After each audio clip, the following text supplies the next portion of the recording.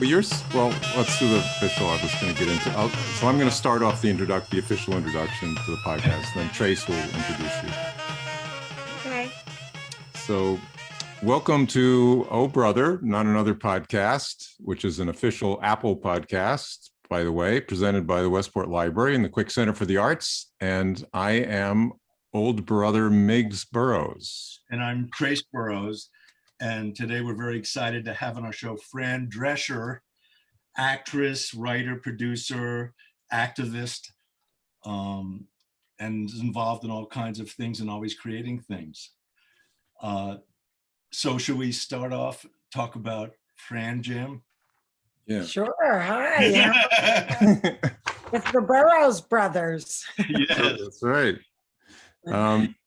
Yeah, so I wanted to ask one thing. Burrows boys, my mom warned me about you. The Burrows boys, yeah. Well, everybody's been warned about us. No, actually, right off the bat, you've survived a lot of hardships but do you like to be called a survivor? I mean, that's sort of a thing people get tagged with. Or the other new thing is, thriver. Do you choose one of those? Survivor or thriver? No, I actually use them both. Yeah. Because I am a survivor, and I'm grateful to say that I'm also thriving. So I'm a thriver too, and it's a nice way to, move into the now and away from, the past. And so, as I always say, bad things happen to good people, and no one leaves this planet unscathed, but what we do with it and how we grow through it is what makes all the difference. And I feel like, getting back to your first question about the Fran Jam music festival, I've turned my pain into purpose. And when you do that by founding the nonprofit, the Cancer Schmancer Movement, and when you do something like that, it does help to make sense out of the senseless. And it adds a purpose to your life that you mightn't otherwise have had. So somehow you're able to live with what happened to you in a more meaningful and purposeful way. And so when I had cancer, I first wrote what became the New York Times bestseller, Cancer Schmancer, and that morphed into the Cancer Schmancer movement because I realized that we needed to start looking at our health, how we live, connecting dots that nobody seemed to be connecting, and really taking a more proactive approach to our health, particularly with prevention and early detection, more aggressively. And that was when, from the book, Cancer Schmancer, came the movement, the Cancer Schmancer movement. And what I'm, talking about right now is that we happen to have a fun annual fundraiser called the Fran Jam Music Festival. It's virtual, and it's Sunday, June 20th, for Father's Day.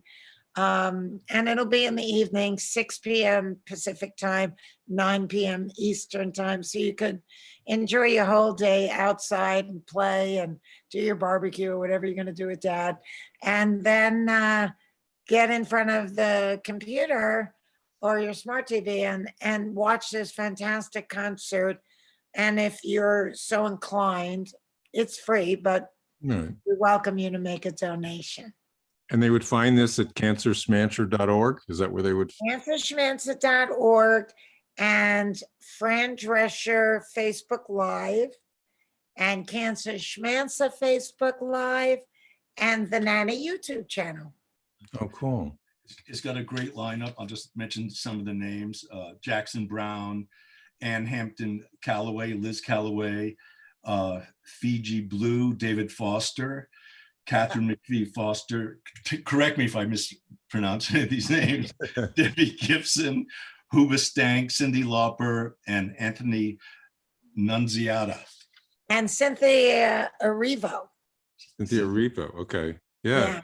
who's incredible, incredible. Fantastic lineup. Now, are they all in one, and this is virtual, so are they all in one place, or are they coming remotely? No, yeah, we make it very easy on our stars that are so generous to offer their time and talent to us. So they're all in their own comfortable spaces Yeah. during this quarantine. Has it I always, mean, not quarantine, but this pandemic. so it's been going on for 7 years, right? Am I correct in that? Did I The say- Cancer That's Strength movement. the festival.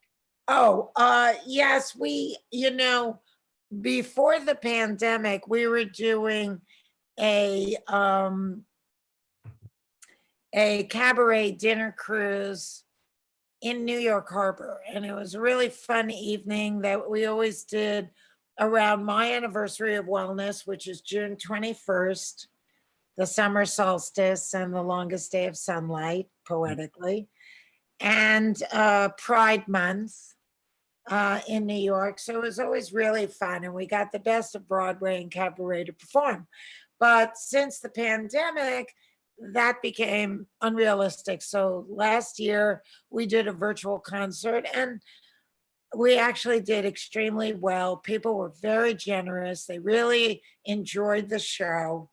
And they showed it with their tax deductible donations. And this year, we're calling it the Fran Jam.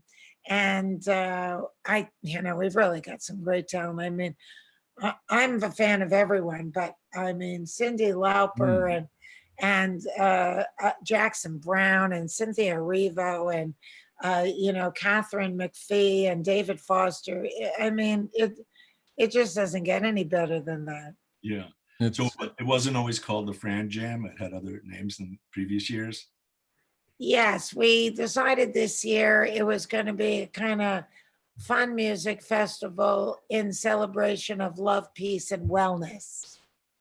But prior to that, it was the cabaret dinner cruise. Every year we do a concert.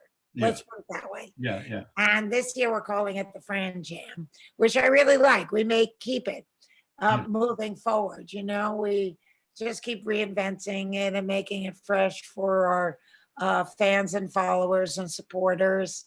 And then, that fundraising helps us to present the kind of education programs where I curate fantastic medical doctors and authors from all over the world for our Masterclass Health Summit, which you can find it on our website from previous years.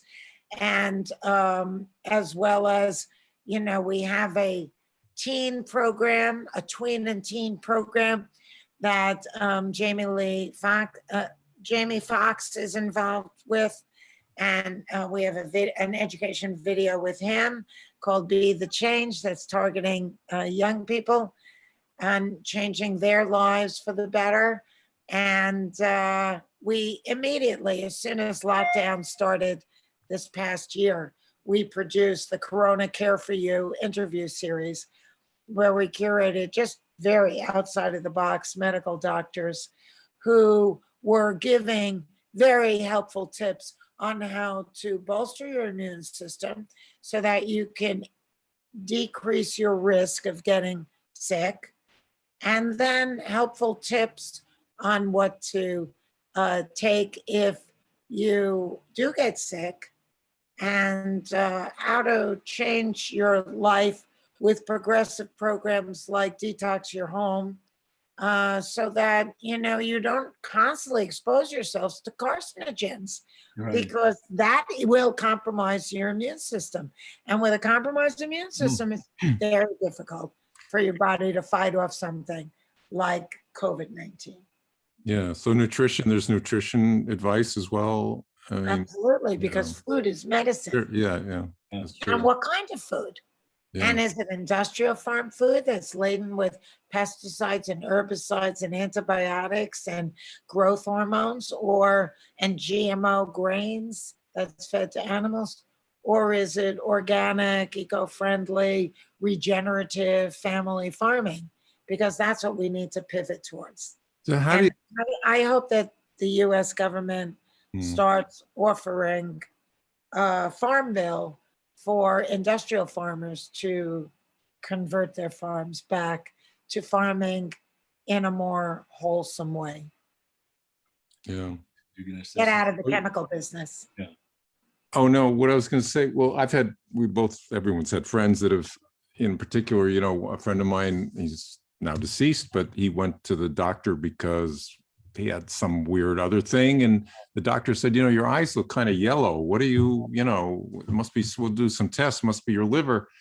Turns out he had pancreatic cancer. He had no idea. He was already in stage 4. And, he had he not gone to the doctor for whatever it was, a hangnail or something, it never would have been discovered. Well, it was, anyway, they did what they could do and he lived another year or so. But your mission is to, detect cancer in the early stages. And what is the best way to do that? Because some people, you could walk around. Another friend had a brain cancer for 2 years and didn't know it until he couldn't read. He couldn't do the crossword puzzles anymore, and that's how he knew and he went to the doctor.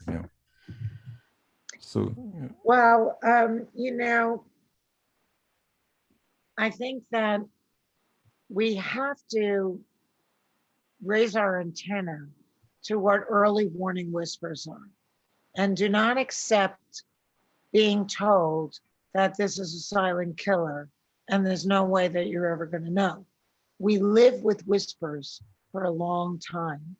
And actually, when it's in the whisper stage, it's kind of tolerable. And we're kind of conditioned to ignoring these things.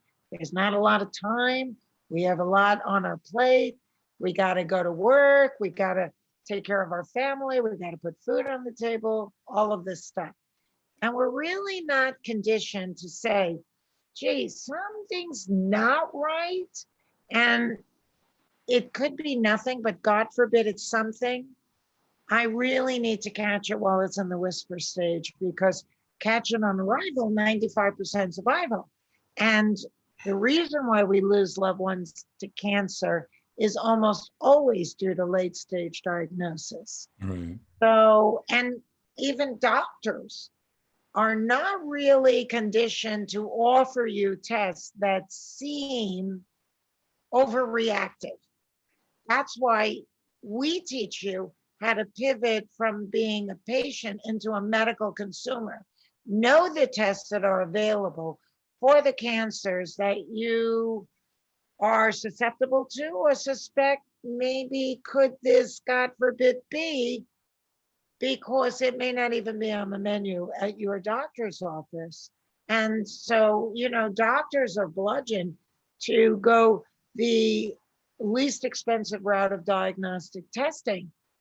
And so the test that you may need may not be being offered to you unless you know to ask for it. But let's face it, as committed to your well-being as your doctor may be, at the end of the day, the doctor goes home and eats dinner with his family. You go home and eat your heart out with yours when you're diagnosed. So you must be more proactive.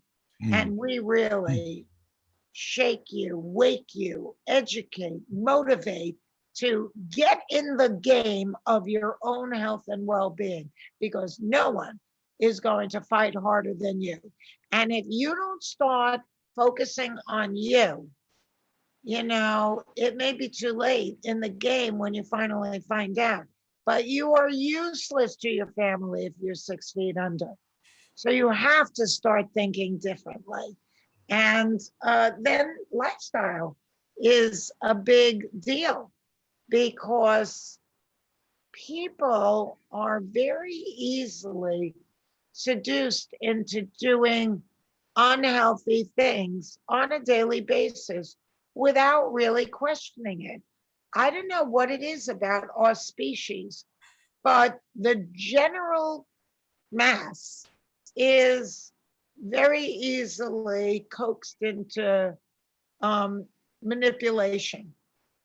And there's a lot of money to be made with a lot of carcinogenic products and unhealthy, nutrient low foods that are industrial farmed, toxic chemical cleaning products and gardening products, and even the level of electromagnetic fields that we expose ourselves to in every single day. I mean, right now I'm talking to you on my computer, but I have an EMF shield on my screen. I'll show you. And this little thing is a clip, see? Yeah. Yeah. And it plugs into the grounding plug of my socket. Oh. So this is That's like that's the little third prong on the socket. It goes in there. Oh. Cool. And essentially, let's just let these helicopters pass.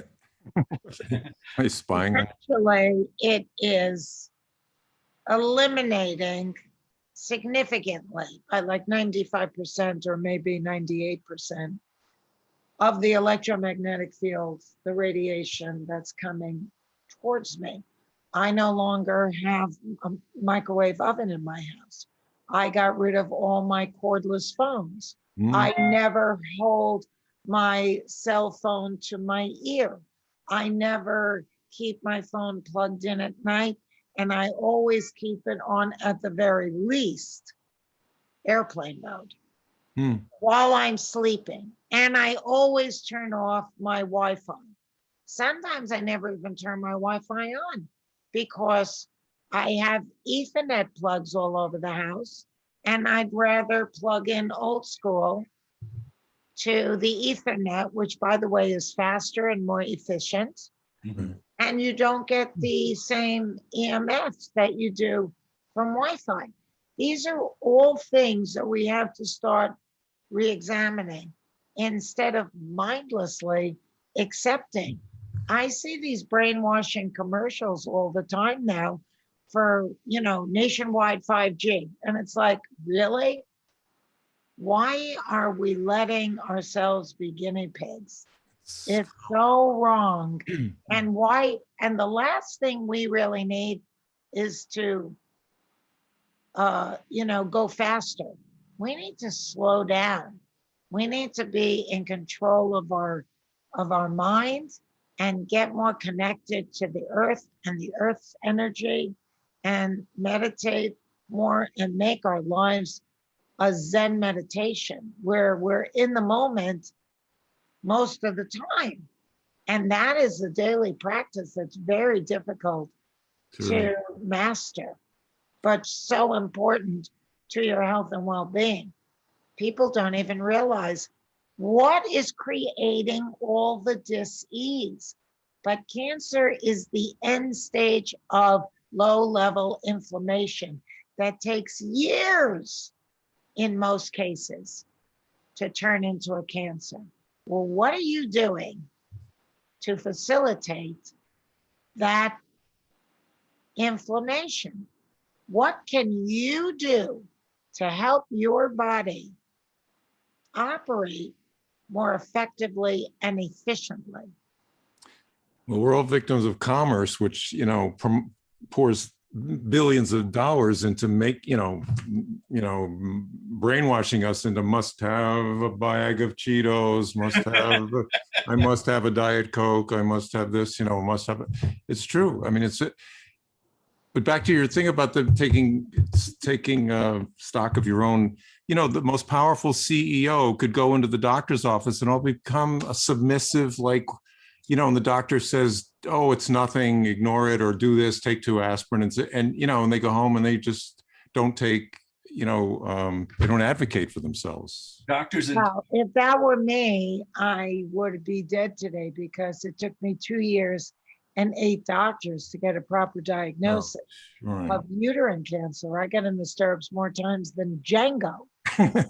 Jesus.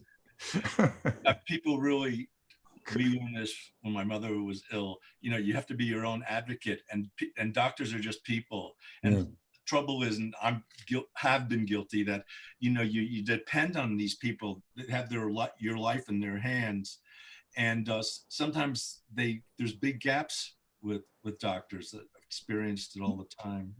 Yeah, and they're not always up to date. Yeah, I mean, look, you could be going to the same gas station on your corner your whole, driving life to get gas in your car, but that may not be the place to do delicate engine work under the hood. Yeah. Exactly. And unfortunately, we think that everybody that went to medical school is a genius, Right. Or somebody that you're prepared to put your life in their hands. And, don't be so quick to do that.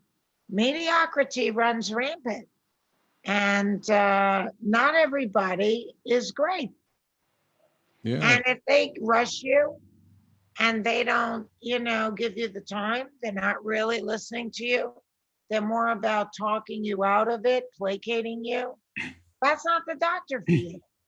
Or also, don't be afraid to say, okay, well, I appreciate, you giving me your opinion. And I think this is important enough that I'm going to have to get a second opinion. And if they're like, wow, more, they're like all insulted, it's like, that's not the doctor for you. So so many doctors get this arrogant attitude if you challenge them. Even if you're doing the most polite way, all of a sudden you you're getting that affront of, attitude that, they're insulted. You dare to doubt the great Oz? Dr. Oz. Yeah. I had a sort of an interesting quick personal anecdote. I had a heart issue, arrhythmia, and I went to the head of cardiology at Hartford Hospital 20 years ago. And I'm a runner and he was a runner. So everyone said, you got to see this guy because he understands runners. And he gave me a whole workup. And he basically said, you have this disease, degenerative heart disease, you have about a year to live. He literally said, I have a year to live.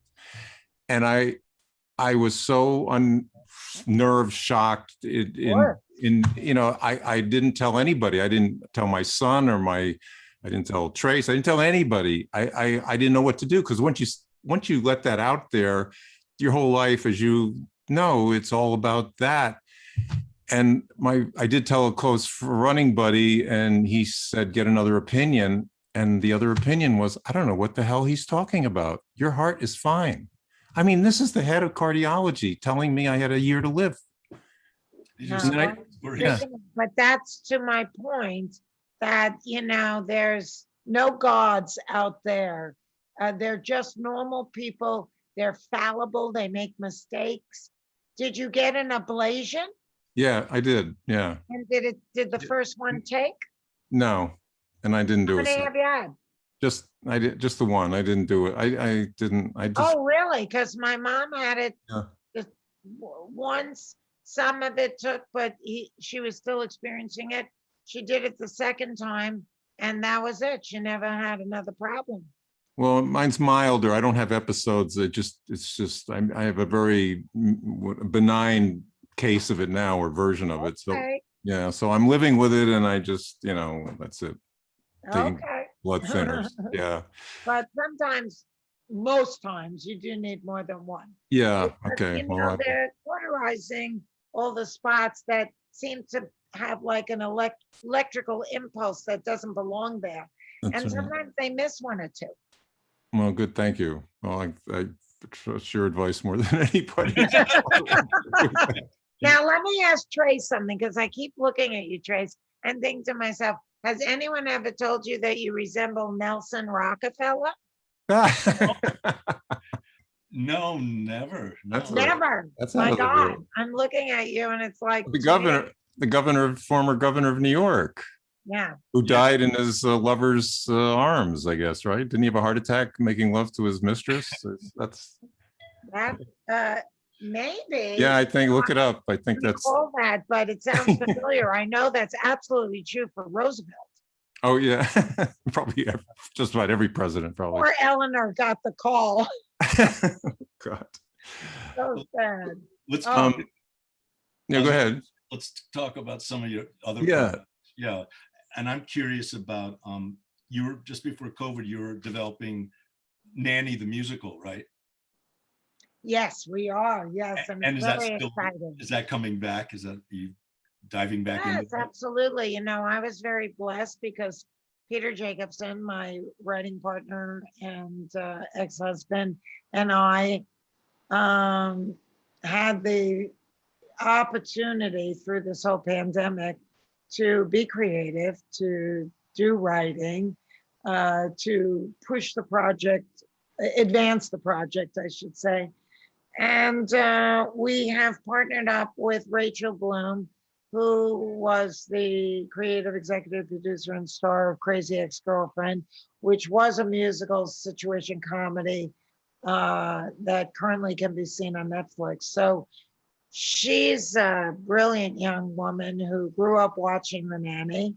And so she is really the perfect person to write really smart, funny lyrics that match the tone of the series.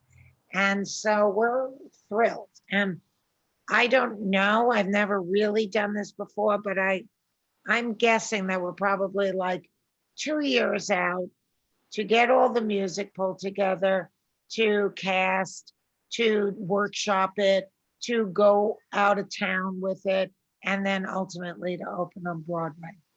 That would be cool. I know you this famous quote, somebody asked you if you were going to play the lead and you said they'd have to rename it the Granny, but but I don't believe And I can't sing. Nobody wants to go see that, trust me.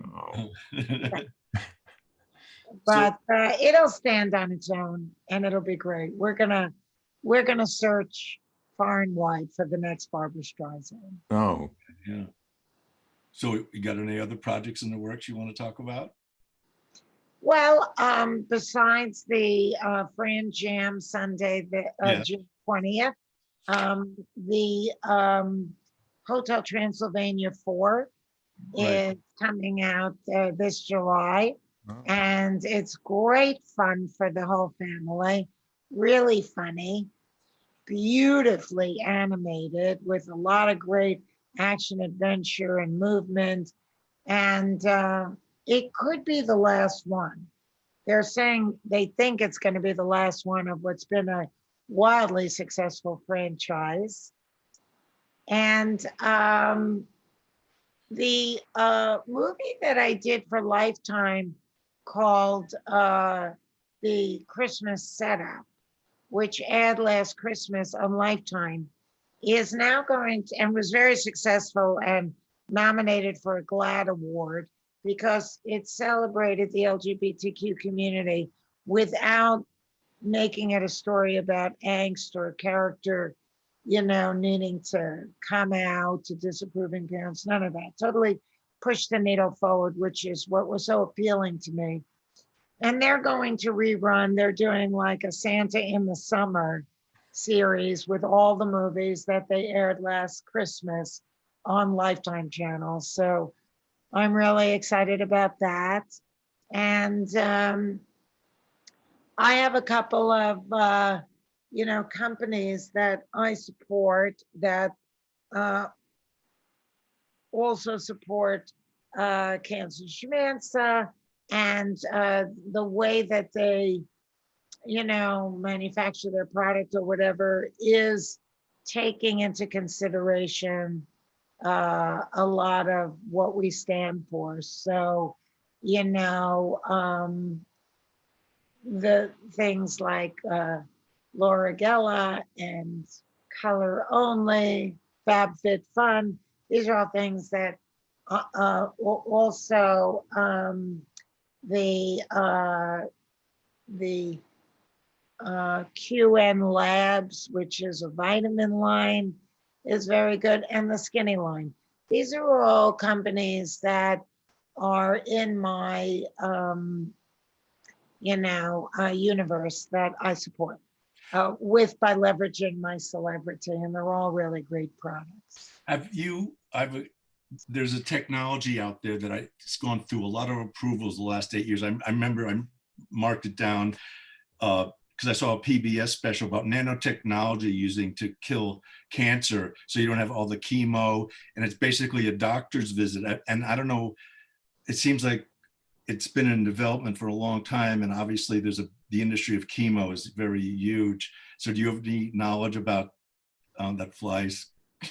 I know the fly. Well, you know, I did an interview with someone and they said that fly is probably a visitor. Look at this. Oh, Yeah. yeah. A visitor from the beyond saying hello. Oh, Who are you, you little pest? Are I you hope it's, I hope it's not the same one that was on Mike Pence. I know. Look at this. Look at this. Oh my God. It's staging me.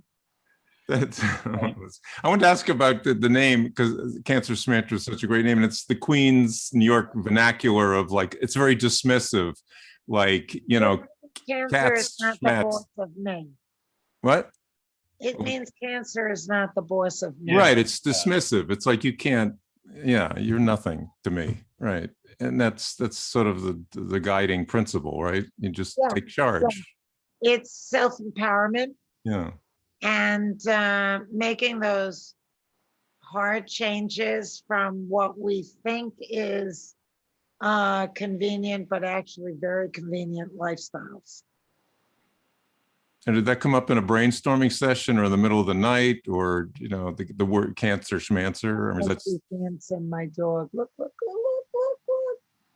I'm not even wearing any perfume or anything. it's, you know what? Actually, this is a surprise guest. It's Jeff Goldblum actually visiting us. We want to surprise you with a guest star. Okay. So, what was your question? Oh, I don't know. I was going to ask you about this nanotechnology. Oh, the Yeah, the nanotechnology. nanotechnology. Have you heard any of this about? I wish I had the name in front of me. I And didn't. that's where they inject some little like microscope Yeah, molecular robots into That's your exactly blood, it. right? It takes out the cells, the cancerous Yeah, cells. is that like a form of immunotherapy? Yeah, I right? think. It enhances, it targets.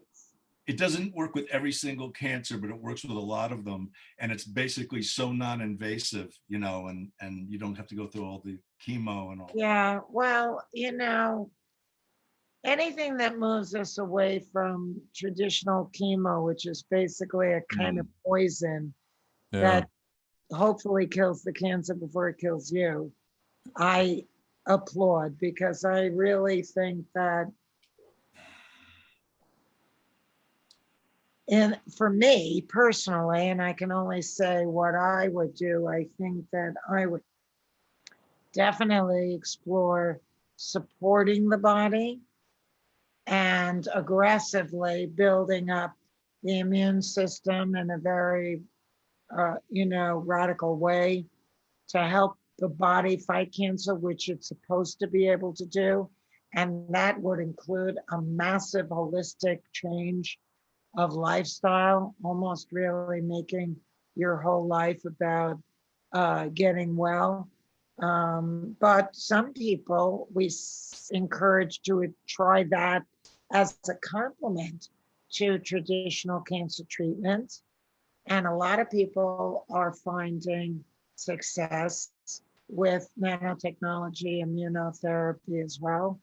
So, you know, as I always say, it's a very, very personal journey. And nobody can really make this decision for you.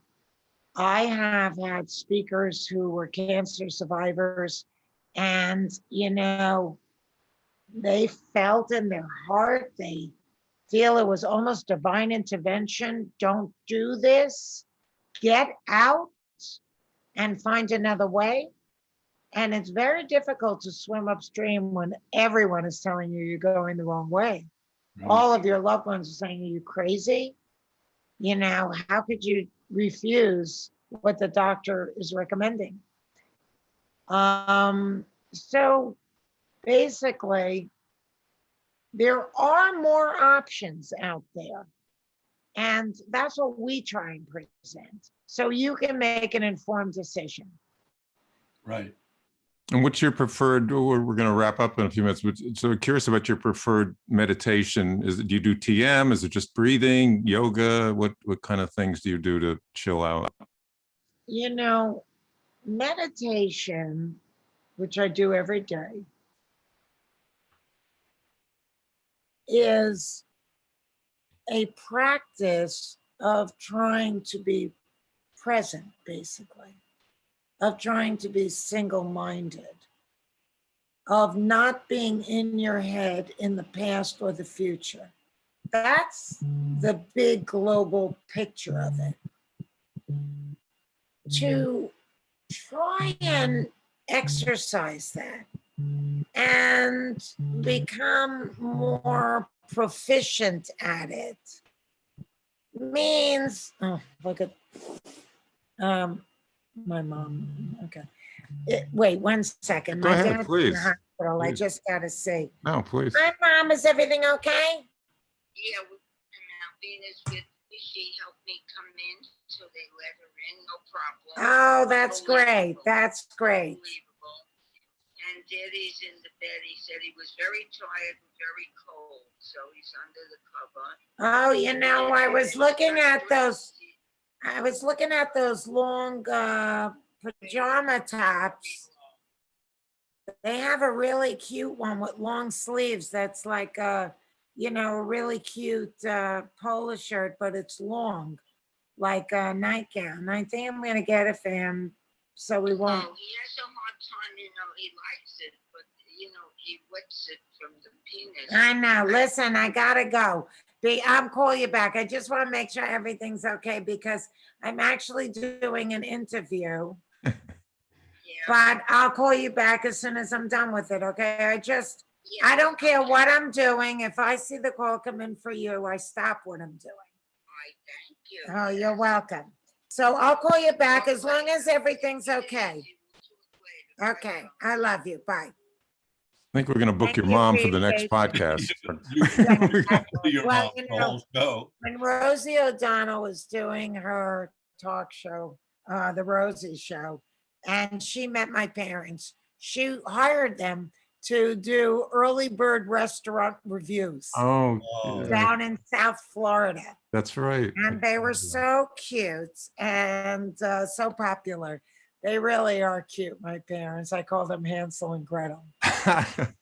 So anyway, can you refresh me on what I was? The meditation, the power of now type of thing. Yeah. So sorry.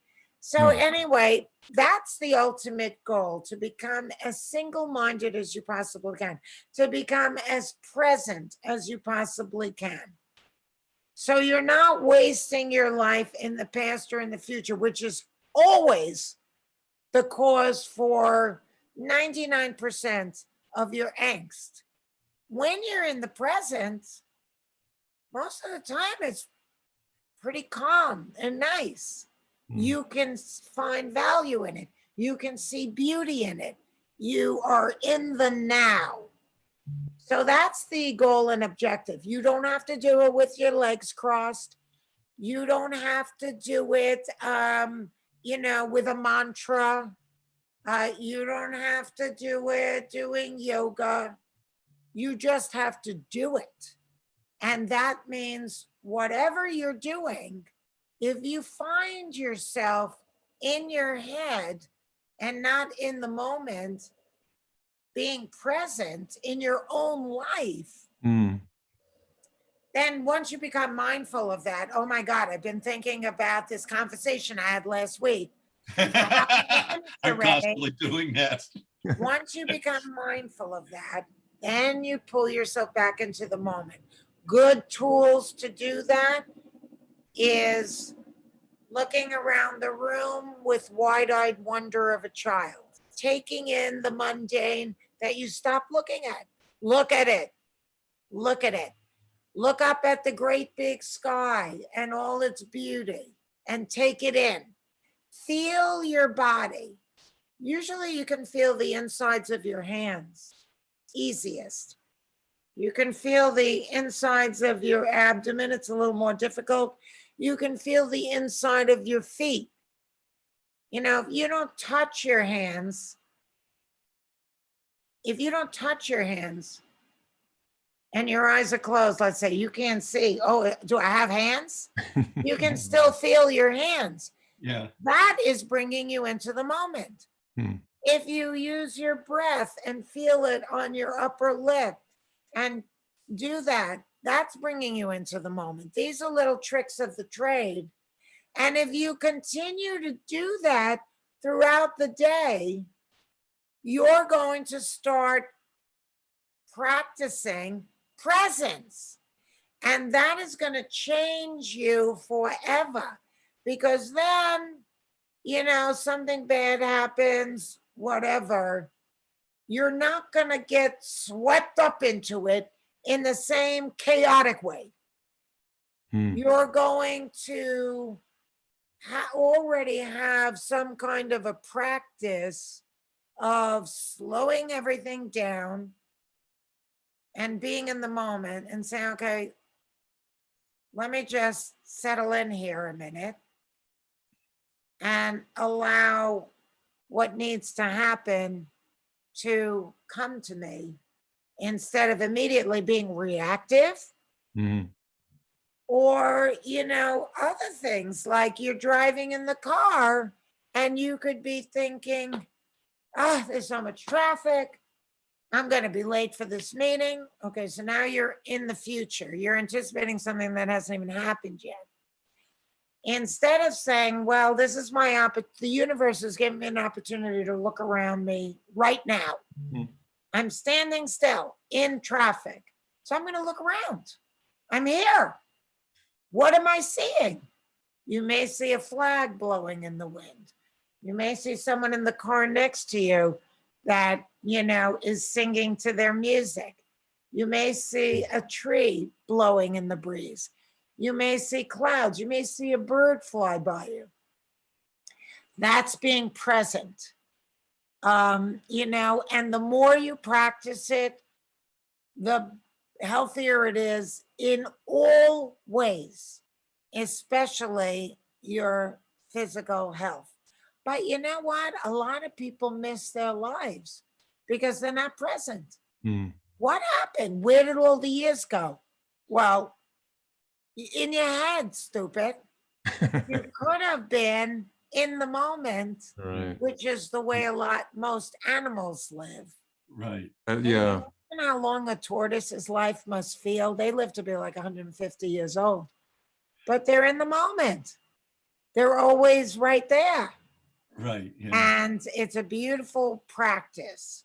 And somewhere along the line, as a human, disconnected with the natural world, and man started to think that he can master nature rather than shepherd. That was our undoing. Yeah.